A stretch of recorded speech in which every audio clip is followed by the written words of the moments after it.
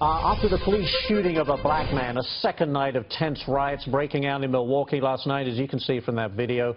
Milwaukee County Sheriff David Clarke is with us. And Sheriff, I know this has been a very tough 2 or 3 days. We appreciate you taking the time to talk to us. How did this all happen? Maybe you can just first talk us through what happened. Well, first of all, I'm used to tough. I've been doing it for 38 years. Look, the social order in Milwaukee totally collapsed on Saturday night. And when the social order collapsed, tribal behavior takes over. When tribal behavior takes over, the law of the jungle replaces the rule of law. And that's why you end up with what you saw. Last night was a little better, not good enough for me. I won't be satisfied until these creeps crawl back into their holes so that the good law-abiding people that live in the Milwaukee ghetto can return to at least a calm quality of life. Sheriff, we understand that the video that was recorded on the officer's body camera quite clearly shows what happened. Is that right? Well, I haven't seen the video, but I did talk to the mayor yesterday, and he said he saw the video, and that it's clear that the suspect that the officer confronted was armed with a firearm. I noticed that people are leaving that out when they say police shot a man. They shot an armed individual this time, so it doesn't give the cop haters the high ground on this sort of thing. But look, that's not what causes riots anyway. What causes riots are failed liberal urban policies in these ghettos like Milwaukee. Milwaukee has inescapable poverty. We're like the 6th poorest city in America.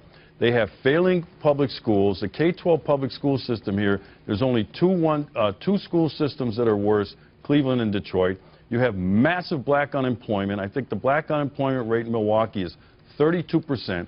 You have dysfunctional families. You have father-absent homes. You have questionable lifestyle choices.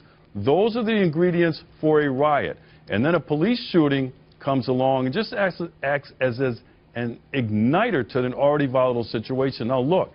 Between Friday night and Saturday, 4 people were murdered in 9 separate shootings, and these same creeps, we didn't hear a peep from them, but all of a sudden, a law enforcement officer, fearing for his life reasonably, is confronted by an armed individual, and these people who exploit this thing, these cop haters, want to come out and riot. This was just a situation of opportunity for people to steal, to loot, and to rabble-rouse.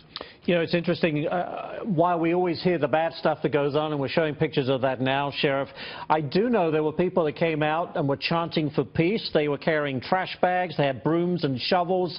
They wanted to clean up. They must be just as sick of this as you are in law enforcement. Well, those are the folks that I'm talking about, the overwhelming majority of good law-abiding people, you know, willing to pitch in. But you know what? They feel helpless at a time like this, because this, you know, like I said, this tribal behavior takes over, and then you have this upheaval and this chaos.